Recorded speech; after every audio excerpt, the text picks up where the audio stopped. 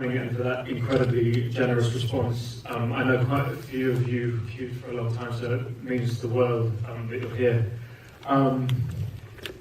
The truth about answer, Pete, I don't know, as actors, I'm sure you know that you fight, but I wish I could say it was a choice. I wish I could say that it landed on my lap. And I went, shall I play Stephen Hawking or shall I not? No. I chased pretty hard for it. I read this. I'd been at university at Cambridge and I'd witnessed and seen Stephen, this sort of icon and the silhouette of him in the context of that university. But when I read this script, I had no idea that there was this extraordinary story about the background behind his genius. And so I fought pretty hard for it. And I did that thing. I spoke to James Marsh, the director, on the phone. He lived in Copenhagen. And I remember he asked me on the phone, how would you go about doing it? I couldn't quite believe in that moment. I hadn't thought that through before the phone call. So I sort of scrabbled together some slightly dodgy answer, but tried to say it with confidence. And then eventually, he then asked to meet me in London at the pub. And we went to the pub, and he said, what do you want? And it's about 4 in the afternoon, and I was trying to work out, I was like, coffee or beer, coffee or beer. And I went, beer? And he went, okay, I'll have a coffee. And I was like, oh God. So after about 4 beers, I managed to sort of persuade him to cast me. And the moment was one of extraordinary elation that lasted about a millisecond, followed by deep trepidation. And the book that the film was based on was Jane's story. And we knew that Stephen had read the script and he had sort of okayed it. But I then had asked James for some serious prep time. And the greatest gift he gave me was allowing me to spend 4 or 5 months researching and working on elements of the performance. Unfortunately, I could only meet Stephen sort of 5 days before we started filming. And by that point, I'd had to try and at least technically, if not emotionally, structure what the performance was going to be, because we weren't shooting chronologically. So the sort of physical aspect of it I'd had to work on. And so when I met him, there was this astounding moment of this man had become an absolute icon, but had become an idol in my mind. But I had already made choices based on documentary material and the books that I'd read. And I actually had fear meeting him, going, what if this man ends up in reality being nothing like what I predicted? And fortunately, in that meeting, he just emanated humour and wit and like a joy of life. For him, it became absolutely clear in meeting him that the illness is secondary. You know, he was diagnosed with this when he was 21 years old. He's never wanted to see doctors. Subsequently, he lives forward rather than backwards, and he finds humour and optimism in virtually everything. And it was almost like the last aspect of the prep for me. It was going, every scene I've got to remember, take into this, that he will undercut, he will find the humour, he will, and so definitely the stakes felt high, and when he saw it, the day that he saw it was up there with one of the scarier moments. And he liked it. Yeah, fortunately, when we made the film, we had used a synthesized version of his voice, so a sort of replica of his voice. And after seeing the film, he gave us permission to use his voice and said some very lovely things. So for me, what was wonderful is that he and Jane and his whole family as kids, so Lucy and Tim and Jonathan were all so generous that what's lovely is now that we've got their approval, it's a film that I really would love people to see, because I think it's an inspiring story and one that meant a lot to me. So. And it's so beyond, it's a great story, it's a great love story. In every definition of the word love, I think that's what this movie's about, in every way you can think of that word. Is that what struck you too? Yeah, absolutely. And it's exactly what I thought. One of the things that excited me most after I read the script was James Marsh had directed Man on Wire, and I don't know how many of you have seen that film, but it's a great documentary that won an Oscar. Yeah, extraordinary documentary. And sort of on the surface, that is a film about this genius man who decides to high wire between the Twin Towers. For me, what the film actually was about friendship and the betrayal of friendship, and similarly, when I read the script, I suppose one thinks it's going to be a biopic about Stephen Hawking, and actually it ended up being a film exactly as you said. For me, it was a sort of dissection of love in all its guises, of the love of young love, passionate love, love of a subject, the flaws and the failings of love. And so I thought that James would be just the most perfect guy to helm this. Yeah, and it's so, there's so much to talk about in terms of the challenge as an actor in taking on this role. You didn't shoot it in sequence, right? It was shot all out of sequence like most movies. So how you developed this whole pattern of, at what point in his life the illness is affecting him at this level or that level or that level is kind of fascinating. Well, that was one of the biggest challenges, and I mean, other than Boyhood, I think it's pretty impossible to make nowadays films that are shot chronologically. But so James had fought for that, but it became very aware early doors that wasn't going to be a possibility. So what I decided to do was go back to a sort of old school model of working, and again, he facilitated that, which was, I found an amazing movement coach, a choreographer, dancer by trade, a woman called Alex Reynolds, and she had worked on, I don't know if you saw World War Z, but she worked all the movement of the zombies and that she worked on. She was an extraordinary dancer.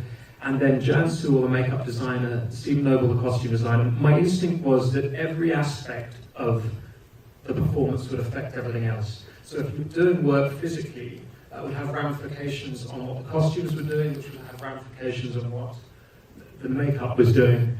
Silly things like proportioning, because we weren't shooting chronologically. Stephen lost a lot of weight during the illness, but I couldn't take the time out in the middle to lose weight. So the discussion of, okay, I ended up losing like 1.5 stone for the beginning of the film, and then collars would be made tighter at the beginning, and I'd be sort of made up to look healthier, and the proportion would shift and change with things like the scale of the wheelchairs, and all of that was stuff that we had to prep and work together. And James is the most extraordinary director because I feel like the word collaboration is one that's thrown around a lot, but he really encouraged that. And I worked with this amazing team, and it was a formidable thing to witness because everyone worked in concert with each other. So, and I was getting, the first time I've ever done that, I don't know if you guys ever get sent the rushes every night, because I needed to be able to sort of quite meticulously see, because it's also one thing how you feel, but once you're in those positions in the chair, you need Alex or James to be judging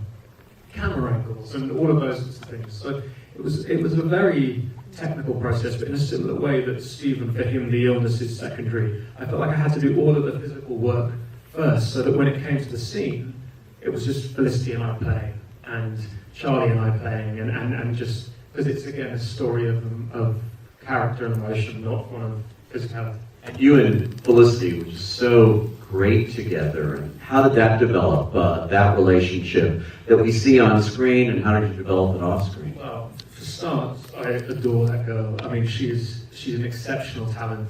She and I were lucky enough, in London there's a theatre called the Donmar Warehouse, and there's a great theatre, a little theatre, and a man called Michael Grandage ran it for many years, and he was a huge supporter of both Felicity early doors, and so I'd known her as a friend for a long time, and when it came to making this, we'd always sort of, well, I speak myself, I dreamed of working with her, and when we got that opportunity, the trust that it took, because basically, Felicity describes it as being, Jane becomes like an extension of Stephen, in as far as the physical, like it's almost like a sixth sense. When his head drops, she's lifting it. And there are amazing documentaries that sort of show that side of it. And so it was like a dance, the two of us, and it was wonderful to be able to work with someone that you just trusted so much. Yeah, and it's interesting. No, I've got that. It's interesting too that you didn't have much to go on the early part of the film, where we see him where he's not ill and that sort of thing. That was a detective work on your part to actually put that together. Yeah, so there's documentary material of Stephen from just before his tracheostomy, So that was 1985. But before that, there's no footage. So, but what was riveting is I basically found as many photographs as I could, and I was spending the 5 months before filming going to an ALS clinic in London and working with an amazing specialist called Dr. Katie Seidel. And I would show her these photographs, because basically with ALS you have what are called upper neurons and lower neurons. And when the upper neurons start going, there is a spasticity, so a kind of rigidity. And when the lower neurons go, there's a sort of wilting. Now ALS is those two combined. And how it manifests itself in any particular individual is entirely different. So you can have a soft finger, for example, a wilting finger, lower neurons, and then an upper neuron arm. So working out what his decline had been specifically was intriguing. So I took these photographs, and Dr. Seidel would go, okay, from that wedding photo I can see that his hand is lower. So by that point, that's gone. And then I took all that information back to Anthony, the writer, and James, who then put that in, fed that into the script, so that we had. But as you say, it was our. I suppose it was our educated guess, because I only got to, as I said before, meet Stephen just a few days. Watched lots of the documentaries, but a lot of the documentaries I admit I'd watched were from earlier, because we don't play him to. I don't play him to the to his age that he is now, and now it's further progressed, the ALS. He's 72. He's 72, 73, so he can only use this right eye muscle here to communicate now, so it takes him much longer than it does in the film to speak when you're having live conversations with him. But the thing that I gleaned most when meeting him was that even though he can move very few muscles in his face, there's this extraordinary anomaly that it's one of the most charismatic faces you've ever seen. So even though very little moves, you can absolutely, he just, it's this extraordinary sort of force that comes from him. And I found that very emotional, and it was something that I really worked hard at to project. But also what was so wonderful for me was I was so lucky that this medium of cinema, this film, was just the most perfect medium for it, because it really can get in close and find the minutiae of what your eyes are doing, and so I felt very lucky that it was a and oh god, and it was just so embarrassing. And thank God I did it in my own bathroom, no one watching, because it was sort of just. But it was a lot of trial and error, and there was also like things I met maybe 30 or 40 people suffering from motor neuron disease and their families, and of course the respect for the illness. But one of the great things was meeting Tim Hawking, so Stephen and James' youngest son. He was like, yeah, Ed, but when Dad was in his chair, like, we'd use his chair as a go-kart. Or we'd put swear words into his voice machine. And that was amazing, because I went running back to James, the director, and I was like, James, we have to do scenes with like the kids climbing all over me. We have to, because until then I've been quite, you absolutely don't want to be disrespectful to the illness, but then of course people are living with that daily and finding the life in it and the humour. It was something that I preemptively feared a wee bit, if I'm being honest. And so when I hired Alex, this choreographer, I asked her, that was part of the prep, was to get into these positions. That sounds like someone's pouring with rain. And I sort of asked her, I want to spend enough time in these positions that my body starts relaxing in them, because I want to be able to be free when we're actually playing. And she suggested that I went and saw an osteopath, and this osteopath basically mapped my body during rehearsal, and then into the filming process. I would see him every 2 days, and it was amazing, because he said, like, my spine, the shape of your body starts changing. That the position that Stephen's in, which specialists call windswept, is this sort of S thing, but also interestingly my face, because he speaks out of this side of his face a lot. Jan Sewell, the makeup designer, was like, okay, you're growing muscles on this side of your face. That's mildly disturbing. But the interesting thing was that you would have to stay in between takes, and that's why you had to trust so much in this team of people, particularly James behind the camera. It's because I couldn't see what I looked like. Do you know what I mean? But so there was a bit of a physical cost, But the reality, mate, is that every day you've got to get out of the wheelchair. And these 30 or 40 people that I met, a lot of them didn't. And that stuck with you. Books. By him? By him and by really clever sciencey people. And then I tried to understand as much as I could, which was not very much. No, I read all his books. Like not all his books, but I read A Brief History of Time. I don't know if anyone's read A Brief History of Time, but yeah, it's a very, very good book. But it starts talking about tortoises. And I studied history of art at university. I gave up science when I was about 12. And he's talking about tortoises, and I'm like, I get this. This is amazing. And then 5 pages later, he's talking about the origins of science in sort of ancient times. So I'm going, oh my God, I get this too. I'm about to understand how the universe works. And somewhere between about page 17 and 23, I realised I didn't have a clue what was going on. But the only thing I held on to was just having been at university at Cambridge and met some extraordinarily bright people. The one thing I realised is really bright people don't shove it down your throat. Do you know what I mean? They are so confident in their own intellect that they really, and that's the same when you meet Stephen. I mean, he's not, and that, I was like, because I'd had sleepless nights about everything that you're talking about, how do I, and I was like, that's perhaps the best thing is just to be really confident in the fact that I'm uber brainy, but I don't understand what I'm doing. Because spelling things out a lot of the time, takes a long time on the computer, then actually there was a shorthand between he and Elaine that smiling meant yes and sort of frowning meant no. So that was one thing. It became part of his vocabulary, I think. But certainly the other thing is that when Stephen smiles at the world, you feel like you've been given the most amazing hug. And if you look at a lot of the photos of him younger, I mean, he had a great smile. It's something that Jane talks about. It's something that all the people around him talked about. And perhaps I just found that quite liberating. But I also thought that what was clear is he always found, as I was saying before, the front foot, the optimism, the joy of life. And I wanted to. It was originally. Or each take was about 10 minutes long because we were playing the truth of the amount of time it would take to type things out, which has been slightly condensed for the film. And I would say that I drew from my own experience there, if I'm being honest, of just that you think when people break up with each other it's one-sided or it's...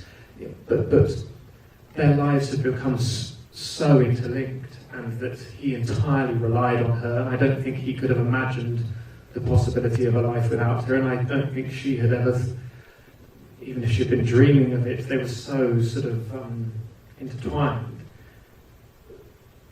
And there was also great love and shared history. I just think it was such a complicated thing, and my favourite, almost the most interesting part for me is at the end of that scene when we were doing a take, and I was crying, but you can't move within that, and some snot came out of my nose, and just this idea that in this moment when he's breaking up with her, she's still caring for him. There was a moment in an amazing little documentary about ALS, nothing to do with Stephen's story, but it was a couple together, and the husband had ALS and he could move very little.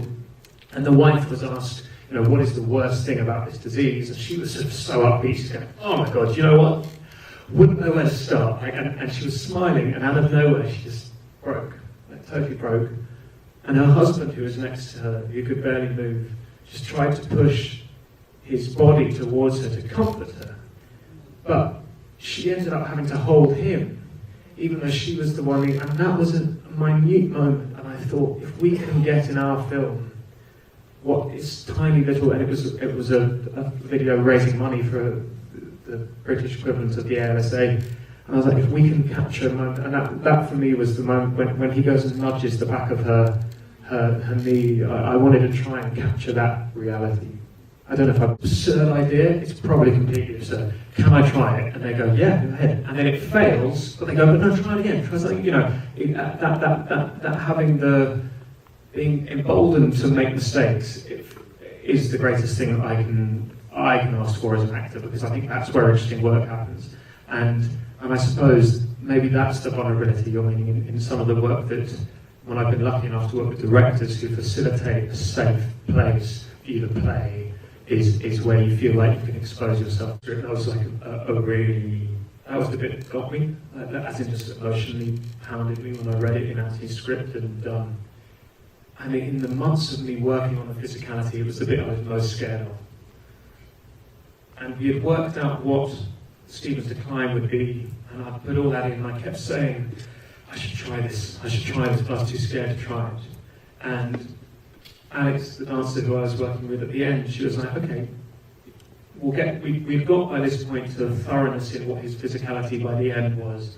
And she went, all I want you to do is just to go backwards through the order of what the decline was. And probably with Stephen, maybe the first thing that went was his fingers, this simian hand thing, and then dropped foot, which is when the muscle here stops working.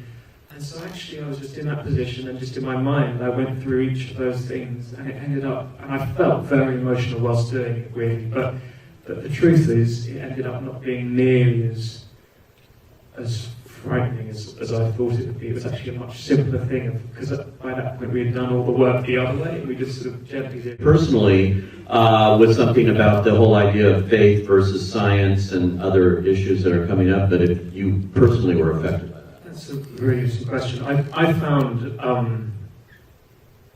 the debate continually riveting. I also found the debate, that idea of being in a relationship and having different opinions on the world, an extraordinary thing, and the idea of being able to live, again, symbiotically with real conflicting opinions on the universe.